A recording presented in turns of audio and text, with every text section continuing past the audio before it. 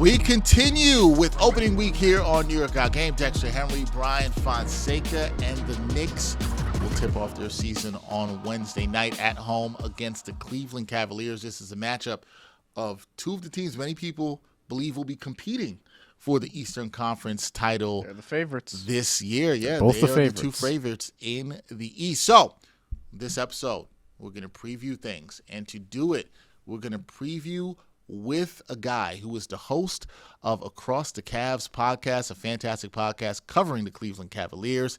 His name is Zach Weiss, and he joins us now. Zach, what's going on, man? Hey, Dexter, great to be with you and Bryan again. We spoke in February, and I know that every time these teams get together, it's must-see. I mean, you mentioned it. These are the two projected to finish at the top of the East.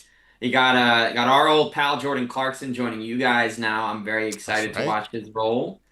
And also I was hoping the Cavs might get Yabusele, because Kenny coached him in France a couple of years ago. But I can't wait to see the new guys. I can't wait, man. We got this game, and it's coming. It's so close. No, it's going to be a good one. I feel like it's going to be a good conversation between seeing where both of these teams are this season. I got to ask you this, Zach, because from the Cleveland perspective, how does the front office view this season? Because last year was such a high in the regular season for the Cavs, and then obviously disappointing in the loss in the second round to the Pacers. So is the context of this season for the Cavaliers finals or bust? Is that where we are in terms of expectations for the Cavs? I think on the one hand, you have to look at it as finals or bust, but I think realistically, it's just let's get to the conference finals, because you think about losing to Indy in 5 games, all the credit in the world to the Pacers. The only excuse the Cavs have is injuries. It's not a big enough excuse. Indiana still, as the lower seed, came in. They won in Cleveland. Halliburton had his second of 3 insane shots in moments in those 3 rounds. And it happened. We moved past last season. I think it has to be, because first year, lose to the Knicks. Second year, run out of steam against Boston after barely clearing round 1. Third year, it's Donovan Mitchell. Obviously, it's a new coaching staff now. But third year, you dominate round 1. Historic level of sweep. Almost had the biggest win in franchise history. One of the biggest wins in the history of the postseason in that series with the Heat. One of those 4 sweep wins. And then you lose in 5. So it's 3 times in 3 years. Your season ended by losing in 5. You ran into a team in your conference you just weren't ready for. Once it was the Knicks, once it was the Celtics, once it was the Pacers. I think it has to be considered title or bust, but I think realistically it's just get through round 1, get through round 2. You can assess during the conference finals how the season shakes out. A little bit of a forward-thinking question here, but this team is kind of locked in, is it not, Zach? Like, they're right at the second apron. There's not a lot they can do in terms of roster flexibility. Like, this is who they are, and they're coming into the season with a couple of injuries already. Do you think they have enough in terms of continuity and in terms of maybe the Lonzo Ball addition, adding something to this roster? Do you think they ultimately have enough in order to get to the conference finals, or at least the conference finals, like you said? I would say continuity-wise, absolutely. And they come in with injuries, but let's remember Max Strus also missed the first, 6 or 8 weeks last season too, and then he came back just fine. Of course, everyone wants to talk about the last game against Indy, and you have to. He went 0 for 9. Similar to Clay's last game as a Warrior 2 years ago. But earlier in the series, his shooting kept him in every single game. He had some big moments. He's out again, so I do think they'll miss him, but he'll come back healthy. They will be without Garland, but Sam Merrill's been here a few years, and his defensive ability, I think, will be exciting to watch next to Donovan Mitchell. Yes, while undersized, he's led the team in charges for the last couple of years. He gets into passing lanes. He even blocks some shots. If you watch Sam Merrill highlights, I'm sure Brett Usher can hook us all up with that. And I do think they have enough between Lonzo, gives him 3 and D. Larry Nance Jr., who's a little bit of a do-everything guy. Thomas Bryant is a more efficient version of Tristan Thompson, who provided his bench minutes last year and really just veteran. But you have a guy that just went to the finals. He's been also won a title with Denver, even not playing a big role. He's been there. And, of course, LNJ coming back, as I just mentioned, does it all. And if needed, Tyrese Proctor, the rookie, had some incredible shooting games in the Summer League and the preseason.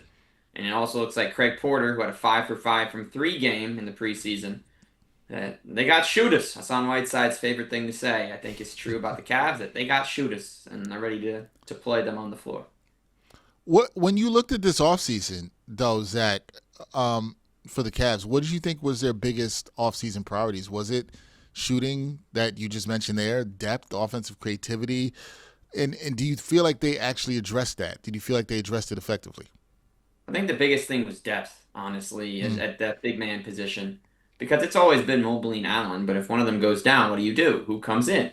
Because Tristan Thompson's not going to provide big minutes for you. He was able to 2 years ago, last year, really not the case. They just went small ball.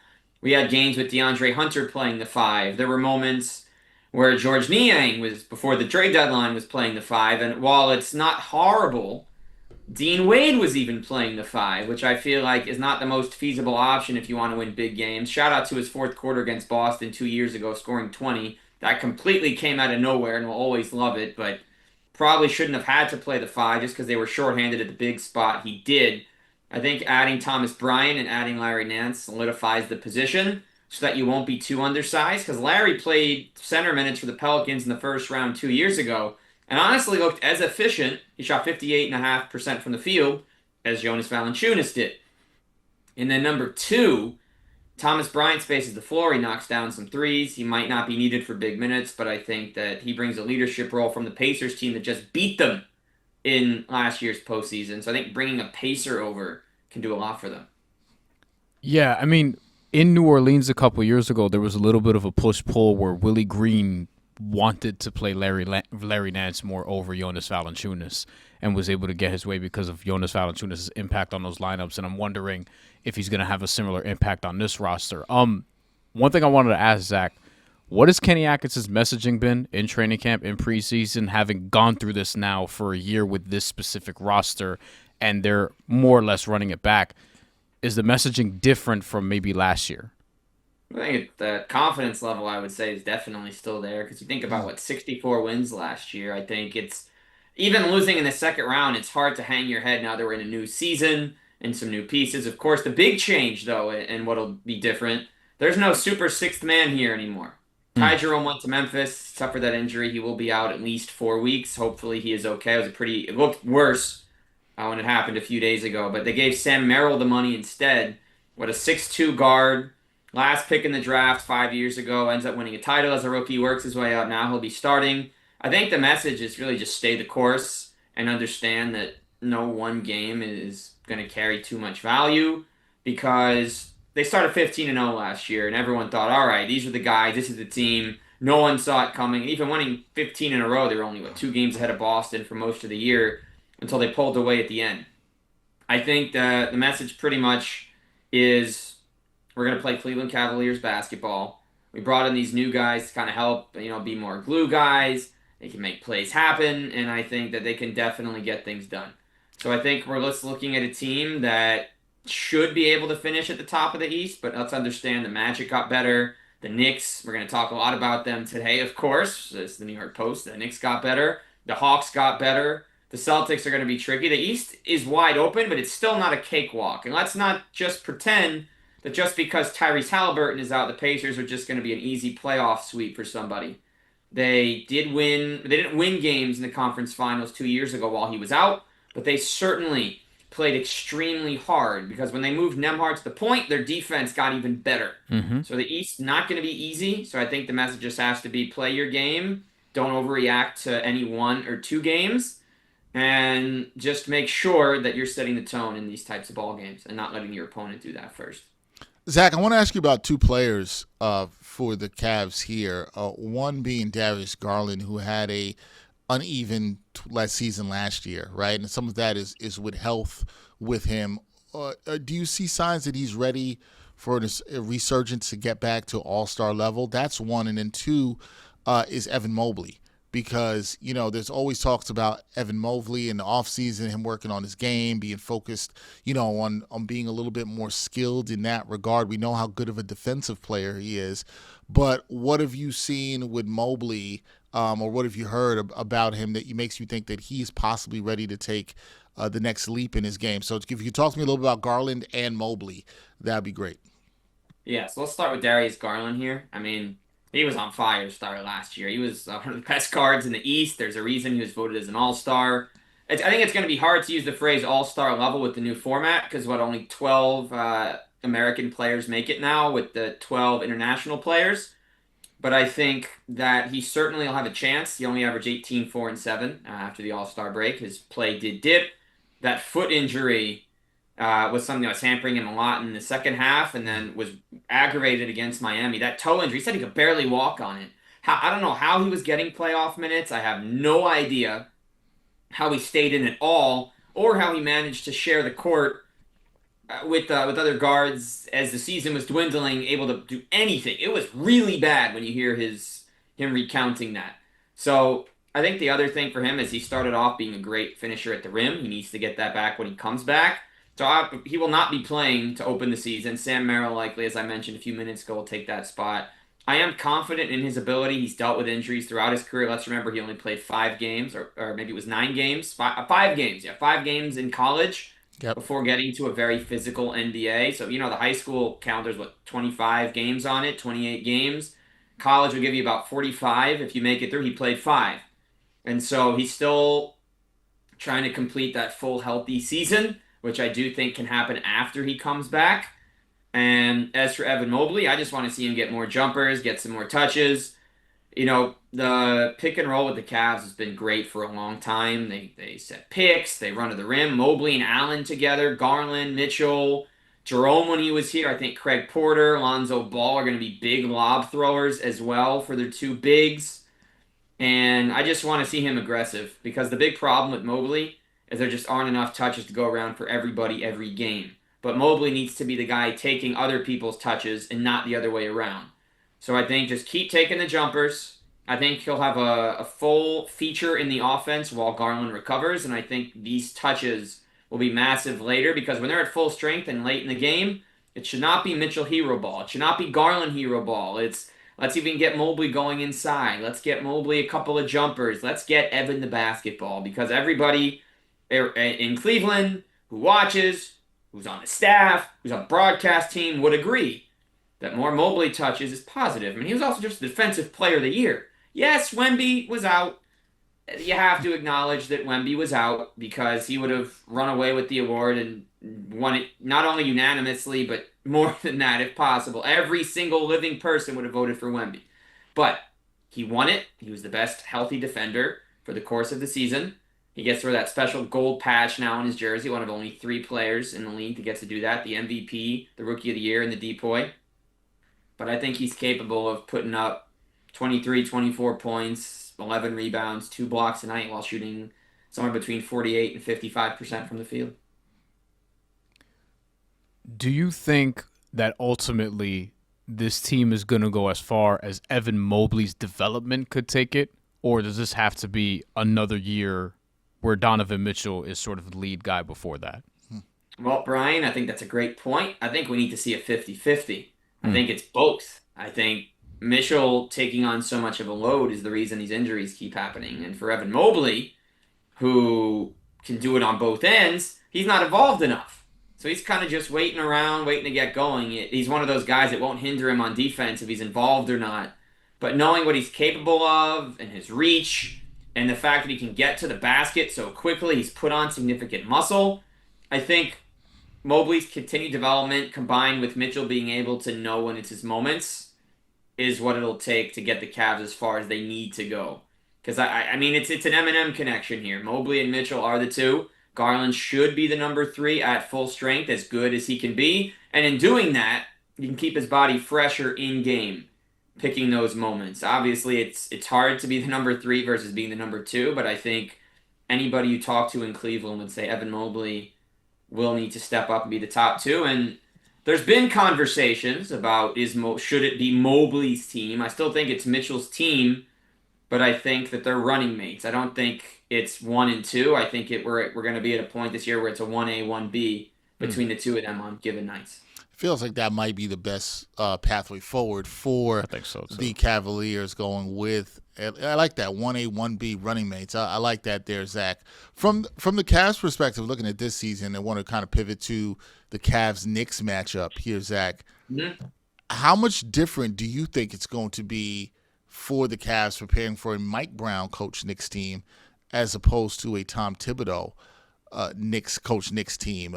When you look at that from the Cavs, how much do you think that's going to affect their preparation? Is it easier? Is it harder? What do you think? I think it's harder. I mean, you remember the video of the Kings, right? Turn on the Jets! Turn on the Jets! I Yeah. mean, this is a Knicks team, I think, that's going to be doing a decent amount of running to start, even while they're going too big, which I believe is the lineup they're leaning toward. I don't know if it's been officially announced for opening night that Mitchell start with Cat, but I think that in and of itself is the big thing because it was only a few years ago. It's not ancient history that Mitchell Robinson was destroying Jared Allen on the glass and we got the lights were too bright, quote, at the end of the series. So I think that the big thing from the Knicks side, I know you asked me about the Cavs. They're not trying to mimic the Cavs with the too big look, but I think the Cavs need to make sure to win on the glass. I think that's the biggest factor in being able to beat the Knicks, especially with Mitch starting. I mean, he was so valuable in the playoffs last year. Finally healthy, having a big impact. He got 2 7-footers. Cat's played with a 7-footer before regularly. 2 years ago, he started every game. Well, he missed some time, but every game he played, he started next to Rudy Gobert. Yep. He can do it.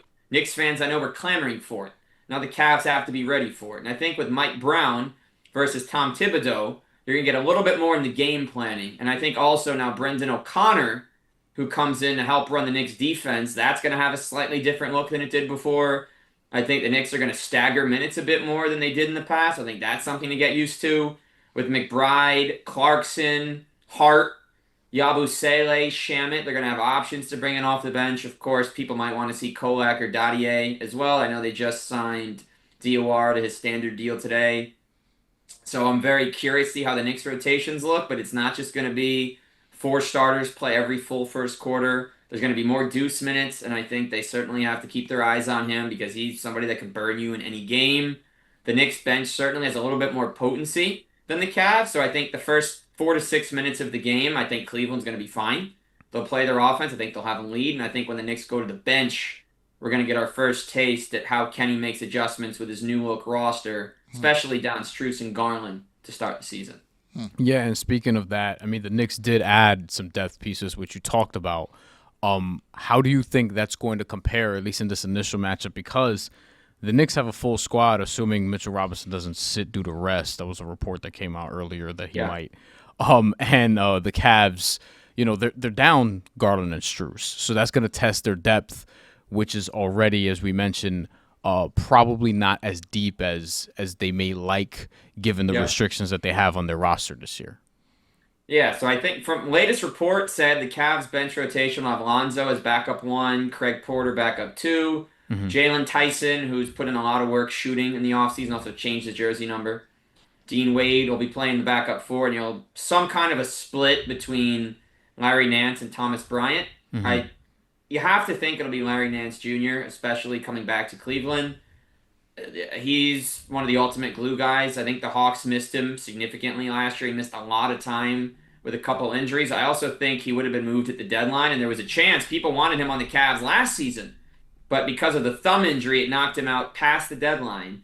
So that couldn't, even though they did do business with the Hawks, they were never able to get Larry Nance. And so I think having a 6'7", 6'8" guy that can play some small ball 4 and 5 for you to give you some playmaking, couple assists a night, and can also space the floor with the 3 will be big. He's also a massive lob threat. I mean, Larry Nance had one of the dunks of all time, just the dunks and the Patrick edit, but he throws it down hard. Dean Wade, I think if he's making a couple shots, is very valuable. When he's not, I think it's hard to play more than 15 minutes.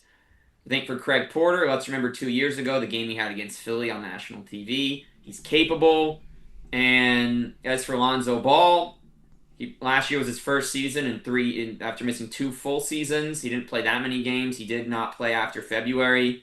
He just has to stay healthy, take care of his body. He'll have a smaller burden than he did in Chicago. He gets steals. He was shooting 43% from 3 before the injury happened. He shot 35% in his return. I think if he's confident, can find a little burst, get to the rim. If he's comfortable enough doing that, I think their bench depth should be fine. Hunter's going to probably start, but I could see him coming out after 6 or 7 minutes and then pulling in Tyson. kind of like they used to stagger Strus and Hunter last year and do them kind of in for each other. I think also with Mobley and Allen, you could see any one of these guys be first in. I think not having Jerome, there's no more de facto sixth man.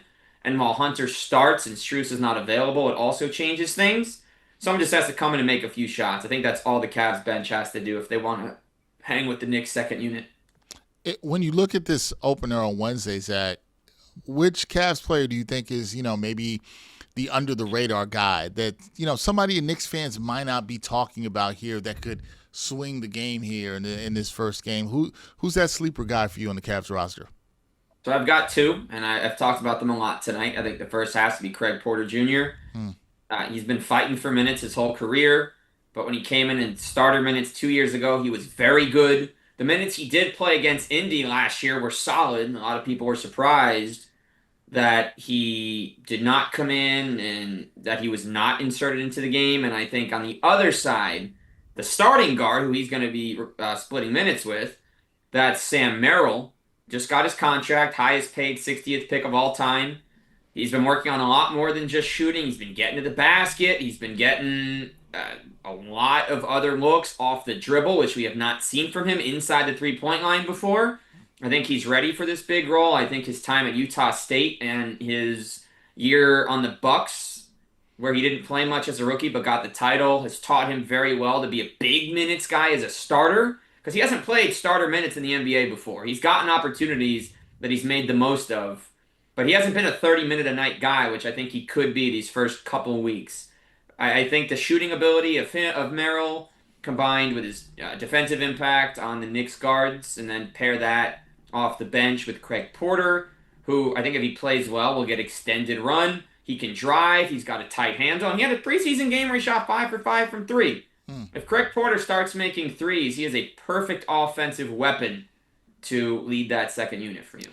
Let me also ask you this, because, look, both teams have postseason ambitions. Both teams are trying to win the East. Both teams are, the favorites to win the East and potentially go to the finals. When you look at this opener, players will say this all the time, Zach, it's just one game. Bryan, you know this, right? It's just one game. It's just another game, one of 82, but it is the first one. Do you think this game will reveal where Cleveland and or New York stands among the East elite? Do you think it matters in this one? I think you always want to get off to a good start, but does it matter to you? And do you think it matters to the guys on either side of this matchup? So I think for the Cavs, Dexter, there's a way to look at it, and it's that they were 15-0 to start last year in the Kenny Atkinson regime. So if this year they start 0-1, I don't think there's anything to worry about. They're getting their new guys acclimated, and they're facing a Knicks team that has a brand new system, a new defensive identity. They're going to have a new offensive identity. They got a new leader. I think on the one hand for the Knicks, it's only one game, but on the other, they lost every game to the top two teams in the East and West last regular season.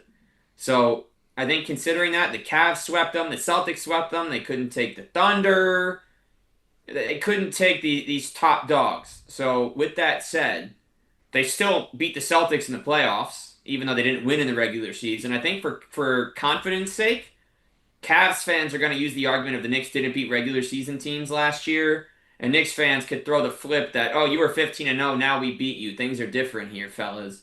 So I think both teams will have some kind of bragging right getting it done, but I don't think that either team should put too much stake, because they're going to meet again on Christmas, and I think that game on Christmas Day, noon start at the Garden, could be one of the best regular season games in the NBA this year. That's the game we're going to look at and say, hey, this one game tells us a lot. But this tells us, this don't even tell us the rotations, because Cavs aren't at full strength. If Mitch was potentially going to rest, his minutes might be less than we expect. Maybe that's a Huck Porty opportunity. Maybe that's extra Yabusele minutes. Or maybe that's just going back to last year's starting five with Josh Hart and not going double big. So that's where I kind of stand for both sides on this game. Last thing from me, just on keys to victory here. Is it the rebounding that you mentioned earlier, or is it maybe the depth that could surprise some people that the Cavs do have? Because while they don't have names, Jalen Tyson and Craig Porter Jr., who you mentioned, like we know here in Brooklyn, having covered the Nets, Kenny Atkinson excels at player development. So are they a couple of guys who could actually make an impact on this game and maybe swing this for Cleveland in terms of the keys to victory? Sure. So I got three keys for both sides. I think if all three things happen on both sides, then I think either one of these teams gets the win. So for the Cavs, for me, it's all about the threes. You have to win the 3-point battle because if you're not knocking down outside shots, it's going to be very hard to have Allen and Mobley together. Evan does have his moments as a shooter now, but if they're not knocking him down, you got the double bigs. It might be hard to get into the basket for Donovan and for DeAndre Hunter. I think you have to win the offensive glass. It goes without saying because the Knicks fans all have the lights were too bright, ready to go and hit send. If there's any play, we're assuming Mitch plays, he gets Jared Allen. You have to win on the offensive glass. Thirdly, we all remember when Josh Hart did the chain snatch from Donovan a few years ago, and Josh Hart just owns this matchup. Josh Hart owns big games, big shots. So if you can just find a way to keep both Mitch and Hart at bay and find your own motor guy to run with Hart, I think you'll be fine. On the Knicks side, we talk about their new depth and the likely willingness to go deeper. I think they need 25 to 30 bench points between Clarkson, Yabusele, Shamet, McBride. I don't see why that's not going to be doable for them. Clarkson himself is a 15-a-game guy. He'll get plenty of looks. They need to find cohesion among Cat and Mitch. I'm sure they've worked a lot on that in practice over the last few weeks, but Cat was mostly used to a smaller lineup around him, which is why the defense collapsed a lot. If he has Mitch behind him, he could take some chances at the top of the key. And I think Jalen needs to score 35. I think Brunson needs to assert himself as the star of this game. He cannot let it be a Cav. There's no pressure on him to do so, especially with how he played in the postseason last year. But imagine how great it would feel for the Knicks' new regime. Brunson comes in, has a monster game, outplays Mitchell and Garland. Garland won't be. Outplays Mitchell and Mobley, the former Depoy, another former All-NBA guy, and establishes himself as the best player on the court with all these all-stars around him. That could be huge for the Knicks. Well, Knicks fans will be happy about that. A 35-point-plus game from Brunson. That will make them happy. It'll be an interesting one, Zach, going down at the Garden on Wednesday night. The Knicks tip off their season. So do the Cavs at the Garden in the season opener. It will be a fun one. That is Zach Weiss. Check him out. Across the Cavs podcast, a really good one for the Cavs fans out there. Zach, hey, we did this once before. You talked about it earlier last season. We did it. We had you here to do a preview of the Cavs and Knicks breakdown. We appreciate you, man. We definitely got to do it again.